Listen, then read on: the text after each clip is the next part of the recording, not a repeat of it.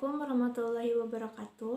Nama saya Anissa Mega Suryabara, NIM 067, akan menjelaskan tentang transisi dari masa remaja menuju masa dewasa awal dan perkembangan fisik. Untuk yang pertama, transisi dari masa remaja menuju masa dewasa awal disebut masa beranjak dewasa atau emerging adulthood, yang terjadi dari usia 18 hingga usia 25 tahun. Ditandai dengan eksperimen dan eksplorasi. Ada 5 ciri orang beranjak dewasa menurut Jeffrey Arnett.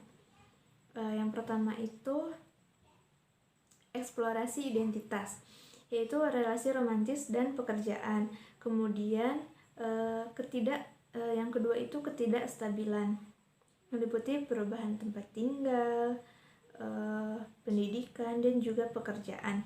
Yang ketiga self-confused, yaitu kurang terlibat dalam kewajiban sosial, juga komitmen dengan orang lain. Yang keempat itu feeling in between, yaitu tidak menganggap bahwa dirinya itu remaja dan juga telah dewasa sepenuhnya. Yang kelima, usia dengan berbagai kemungkinan, yaitu individu memiliki peluang untuk mengubah kehidupan mereka menjadi lebih baik lagi. Ada 2 kriteria yang merujuk pada status dewasa. Yang pertama itu kemandirian ekonomi, dan yang kedua bertanggung jawab atas konsekuensi dari tindakannya sendiri. Nah, di negara maju, seseorang dikatakan sudah dewasa itu ketika ia mempunyai pekerjaan yang tetap dan utuh. Kemudian jika di negara berkembang, pernikahan seringkali dijadikan pertanda bahwa seseorang itu telah dewasa. Yang kedua itu tentang perkembangan fisik. Di antaranya perkembangan performa fisik. Terjadi puncak perkembangan performa fisik pada usia 19-26 tahun. Namun pada akhir dewasa awal mulai nampak penurunan performa fisik sekitar usia 30 tahun. Selanjutnya itu kesehatan. Ketika beranjak dewasa dan masa dewasa awal, beberapa individu berhenti memikirkan bagaimana gaya hidup akan mempengaruhi kesehatan mereka nantinya ketika dewasa. Contohnya seperti pola makan tidak teratur, makan berlebihan, minum alkohol, kemudian kebiasaan merokok, tidak berolahraga, dan juga kurang tidur. Nah, gaya hidup semacam ini terkait dengan kesehatan yang buruk. Kemudian selanjutnya adalah pola makan dan berat tubuh. Obesitas berkaitan dengan meningkatnya resiko terserang penyakit hipertensi dan diabetes. Nah, berat badan yang berlebih juga berhubungan dengan masalah mental.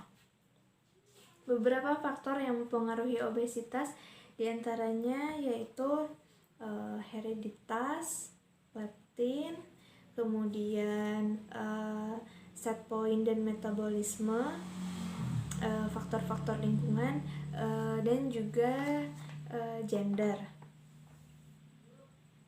Untuk selanjutnya itu tentang olahraga secara teratur. Nah, olahraga tidak hanya menjaga kesehatan fisik, tetapi juga menjaga kesehatan mental. Nah, kemudian penyalahgunaan obat. Nah, seperti alkoholisme. Alkoholisme itu suatu gangguan konsumsi minuman berkadar alkohol bersifat jangka panjang, berulang, tidak teratur, sehingga mengganggu kesehatan dan relasi peminumnya. Dan yang terakhir itu seksualitas. Masa beranjak dewasa adalah waktu ketika kebanyakan individu aktif secara seksual dan akan menikah. Ada juga infeksi yang ditularkan secara seksual atau disebut juga sexual transmit infection. Terjadi lewat kontak seksual baik melalui seks hubungan intim, genital oral maupun seks anal. Nah, perilaku kekerasan seksual dan pelecehan seksual terjadi ketika seseorang menggunakan kekuasaannya atas individu lain secara seksual, baik secara non-kontak maupun secara fisik, dan menghasilkan dampak psikologis yang serius bagi si korbannya tersebut. Untuk materi perkembangan kognitif akan dilanjutkan oleh pemateri selanjutnya.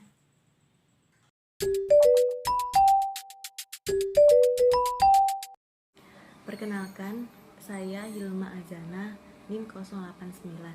Saya akan menjelaskan mengenai perkembangan kognitif di masa dewasa awal. Pandangan Piaget. Menurut Piaget, pemikiran formal operasional dimulai pada saat usia 11 sampai 15 tahun, yang mana merupakan tahapan terakhir dalam perkembangan kognitif. Meskipun dilihat dari segi kuantitatif, jumlah pengetahuan orang dewasa lebih banyak dibandingkan remaja, namun dari segi kualitatif orang dewasa, perkembangan kognitif orang dewasa tidak berbeda dengan pada saat remaja.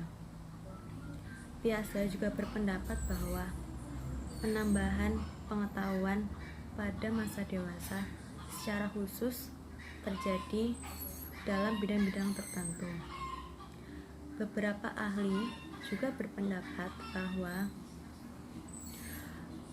banyak individu yang baru mengkonsolidasikan pemikiran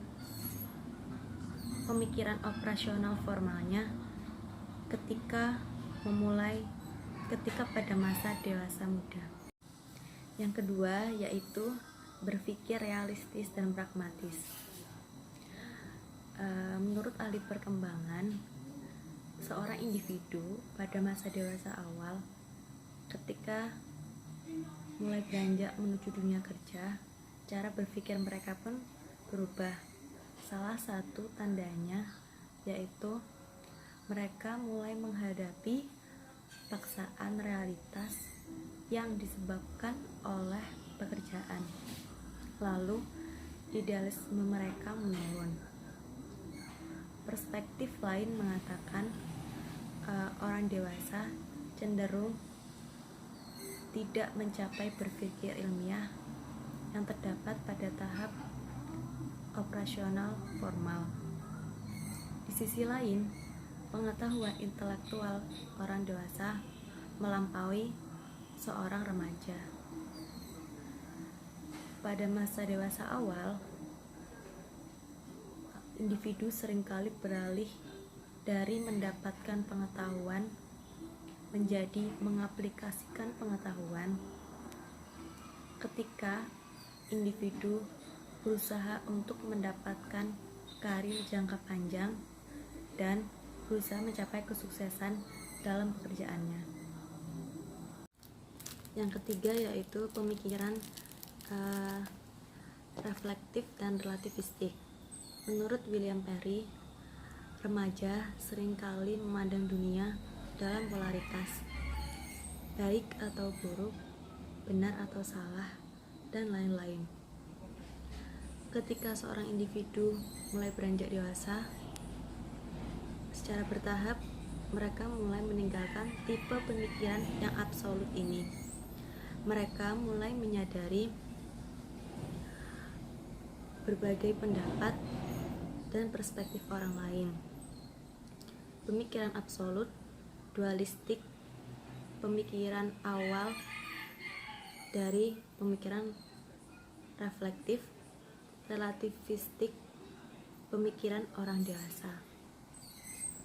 Pemikiran reflektif merupakan indikator penting dalam perkembangan kognitif di masa dewasa muda.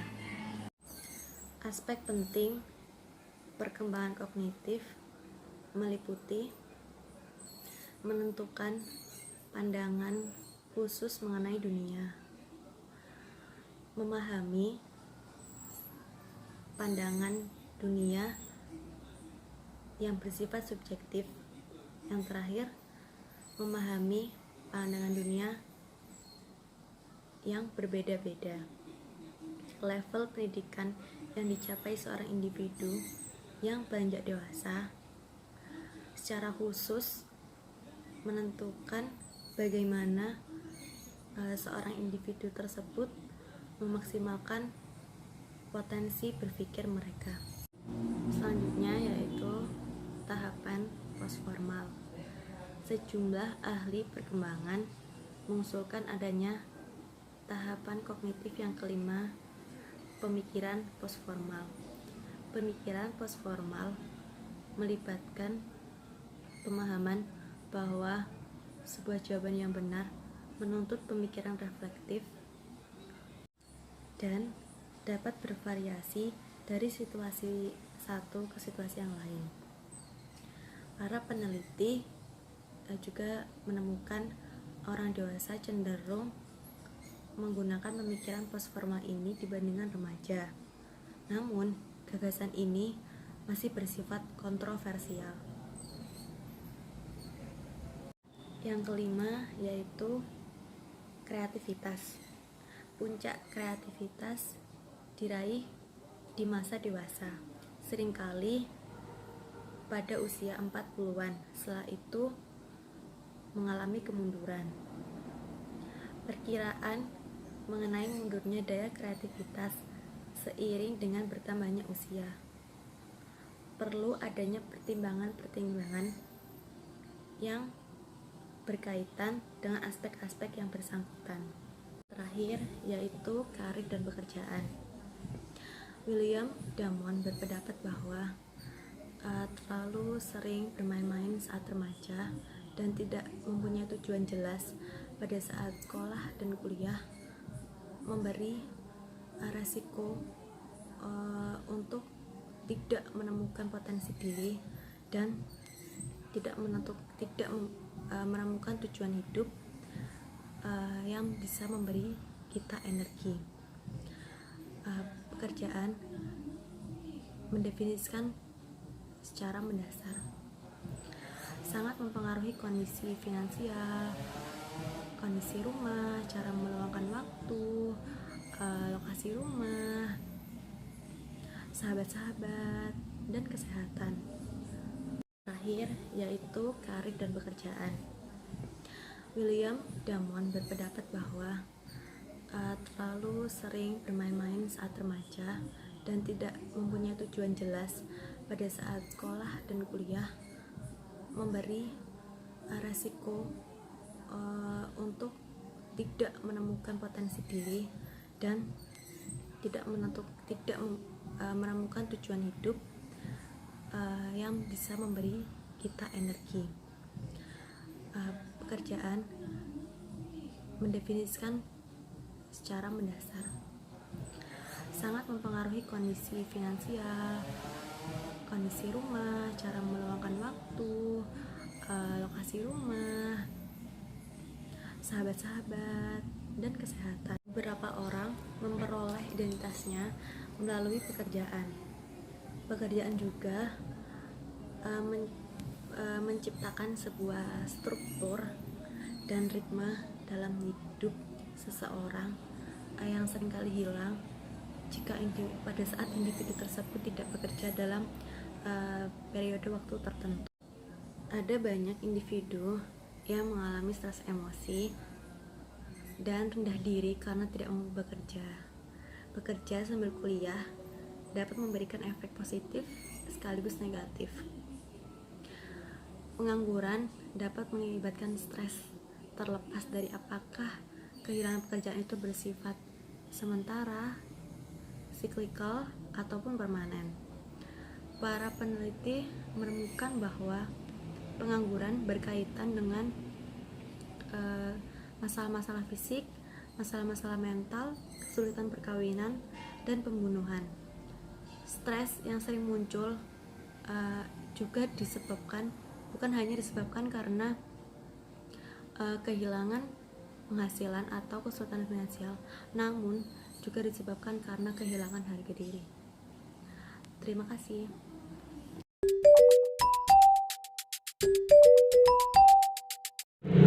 Assalamualaikum warahmatullahi wabarakatuh. Perkenalkan, nama saya Reni Lailatul Nafia, saya dari kelompok 9 NIM 94. Di sini saya akan menjelaskan mengenai bab perkembangan sosio-emosi di masa dewasa awal. Yang pertama, saya akan mendeskripsikan stabilitas dan perubahan yang berlangsung dari masa kanak-kanak hingga masa dewasa. Yang pertama ada temperamen. Kaitan antara temperamen masa kanak-kanak dan kepribadian orang dewasa itu bisa bervariasi atau bermacam-macam banget ya. Tergantung pada konteks pengalaman individual mereka. Nah, level aktivitas di masa kanak-kanak awal itu berkaitan dengan sifat yang ramah di masa dewasa muda. Dibanding remaja, orang yang telah mencapai masa dewasa itu dewasa muda ya, itu memiliki suasana hati yang tidak mudah berubah-ubah, cenderung lebih bertanggung jawab dan lebih jarang terlibat dalam tindakan-tindakan beresiko. Selanjutnya ada kelekatan. Ada 3 dimensi menjadi karakteristik kelekatan pada orang dewasa, yaitu kelekatan aman, kelekatan menghindar, dan kelekatan pencemas. Gaya kelekatan di masa dewasa ini berkaitan dengan sejumlah pola relasi dan hasil perkembangan. Contohnya, orang dewasa yang punya kelekatan aman itu seringkali menunjukkan pola relasi yang lebih positif dibanding dengan orang dewasa yang punya kelekatan tidak aman ya. Nah, di samping itu, orang dewasa yang mengembangkan kelekatan menghindar dan pencemas itu cenderung lebih depresif dibandingkan orang dewasa yang punya kelekatan aman. Oke, selanjutnya nomor 2, saya akan mendeskripsikan beberapa aspek penting dari ketertarikan, cinta, dan relasi yang akrab. Yang pertama, ketertarikan ya. Nah, persamaan dalam atribut-atribut kepribadian itu mungkin secara khusus penting dalam sebuah relasi yang berhasil ya. Ketertarikan fisik itu biasanya paling penting dalam awal suatu relasi. Dan kriteria untuk ketertarikan fisik dapat bervariasi dibandingkan budaya dan sejarah waktu yang berbeda. Oke, selanjutnya ada tipe-tipe cinta. Nah, tipe-tipe cinta yang berbeda itu mencakup persahabatan, cinta romantis, cinta afektif, dan cinta sempurna. Nah, persahabatan itu memainkan peran penting dalam perkembangan orang dewasa, khususnya dalam konteks dukungan emosional. Cinta romantis itu juga disebut cinta bergairah, mencakup hasrat, seksualitas, dan campuran emosi. Yang tidak semuanya itu positif gitu.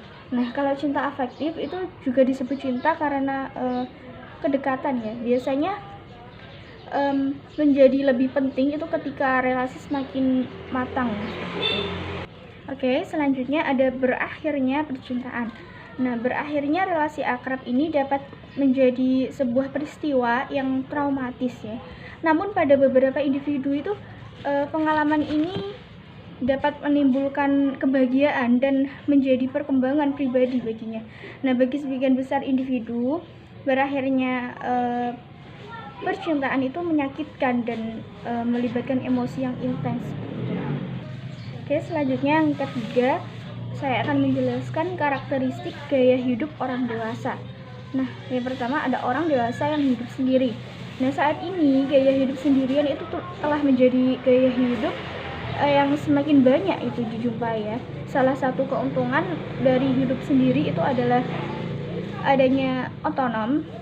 Terus ada pun tantangan yang dihadapi oleh orang dewasa yang hidup sendirian itu biasanya berkaitan dengan keintiman, kesepian, dan menemukan identitas yang positif di tengah masyarakat yang berorientasi pada perkawinan. Lalu selanjutnya ada kohabitasi orang dewasa. Nah, kini ya hidup kohabitasi itu makin menjadi gaya hidup yang populer. Tapi peneliti itu menemukan bahwa kohabitasi itu sering dikaitkan dengan hasil pernikahan yang negatif. Meskipun kaitan ini tuh bergantung pada waktu dilakukannya kohabitasi. Nah, hasil pernikahan yang negatif itu lebih sering terjadi ketika kohabitasi terjadi sebelum pertunangan. Lalu selanjutnya ada orang dewasa yang menikah. Nah, di Amerika Serikat, usia pernikahan individu itu semakin lama, semakin meningkat. Terlibat dari penurunan jumlah angka pernikahan. Sebagian orang Amerika memilih untuk menikah. Keuntungan pernikahan itu adalah tercapainya kesehatan fisik dan mental yang lebih baik dari kehidupan yang lebih panjang. Lalu tahapan selanjutnya ada orang dewasa yang bercerai. Nah, perceraian itu bersifat kompleks dan emosional ya. Baik pria maupun wanita yang bercerai itu bisa mengalami kecemasan dan kesulitan memulai relasi yang baru. Oke. Selanjutnya orang dewasa yang menikah lagi. Ketika orang dewasa menikah lagi, orang dewasa yang pria itu cenderung melakukan lebih cepat dibanding dewasa wanita ya, karena menikah lagi itu memberikan keuntungan juga dan juga masalah pada orang dewasa. Keluarga yang terbentuk karena pernikahan lagi itu lebih tidak stabil gitu ya dibanding pernikahan pertamanya. Dan orang dewasa yang menikah lagi itu memiliki kesehatan mental yang lebih rendah dibanding orang dewasa di pernikahan pertamanya. Meskipun menikah kembali itu bisa memperbaiki status finansial ya, finansial itu terutama wanita. Nah, keluarga ini terbentuk dalam berbagai bentuk dan ukuran. Nah, tahap yang terakhir ini ada orang dewasa, gay, dan lesbian. Salah satu temuan yang paling menyolok itu mengenai pasangan gay dan lesbian itu adalah bagaimana kesesuaian mereka dengan pasangan heteroseksual seperti itu. Selanjutnya yang keempat, saya akan menjelaskan bagaimana melanggengkan pernikahan, pengasuhan, dan menghadapi perceraian. Nah, yang pertama, melestarikan pernikahan. Nah, penelitian Gottman mengindikasikan bahwa dalam pernikahan itu yang langgeng, pasangan membangun peta cinta. Nah, merawat rasa kemesraan dan kekaguman, peduli satu sama lain, menerima pengaruh dari pasangan, terus menyelesaikan konflik yang bisa diselesaikan, terus mengatasi hambatan dan menciptakan makna bersama. Lalu selanjutnya ada menjadi orang tua. Ukuran keluarga itu lebih kecil dan banyak wanita yang menunda kelahiran itu hingga mereka mapan dalam karirnya, biasanya seperti itu ya. Karena ada keuntungan ya, keuntungan tersendiri memiliki anak pada masa dewasa, dan ada pula keuntungan memiliki anak di kemudian hari. Oke, selanjutnya yang terakhir ini mengatasi perceraian. Harrington itu mengidentifikasi ada 6 jalur yang dapat ditempuh seseorang setelah bercerai, yaitu inheritors, good enough, seekers, libertines, competent inners, and the defeated. Oke. Sekitar 20% itu dari orang-orang yang bercerai itu lebih dapat menyesuaikan diri dan lebih kompeten. Oke, yang terakhir atau yang nomor 5 ini saya akan menjelaskan peran gender, relasi, dan perkembangan diri. Yang pertama ada gender dan komunikasi. Nah, Tenement itu membedakan antara report talk yang dipilih oleh banyak wanita ya, dan report talk yang lebih banyak dipilih oleh pria. Nah, hasil meta-analisisnya itu menemukan perbedaan yang lebih banyak itu dipilih oleh pria. Oke. Menemukan perbedaan kecil dalam hal komunikasi itu antar gender. Nah, namun peneliti itu terbaru mengatakan ada beberapa perbedaan gender pada aspek tertentu dalam komunikasi. Misalnya saja cara pria dan wanita menggunakan kata-kata seperti itu. Nah, lalu di sini ada perkembangan wanita. Beberapa ahli gender itu mengatakan bahwa wanita itu berorientasi pada relasi dibandingkan pria, dan bahwa interaksi di antara mereka itu difokuskan pada pengembangan orang lain ya. Banyak ahli menyimpulkan bahwa wanita itu perlu mempertahankan kompetensi dan minat mereka dalam relasi. Namun mereka juga perlu memotivasi diri juga.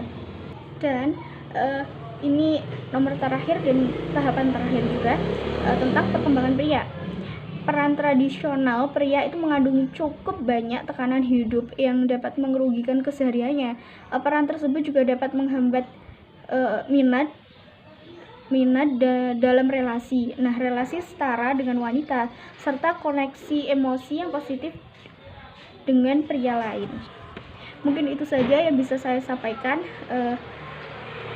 Mohon maaf bila ada kesalahan kata. Wassalamualaikum warahmatullahi wabarakatuh.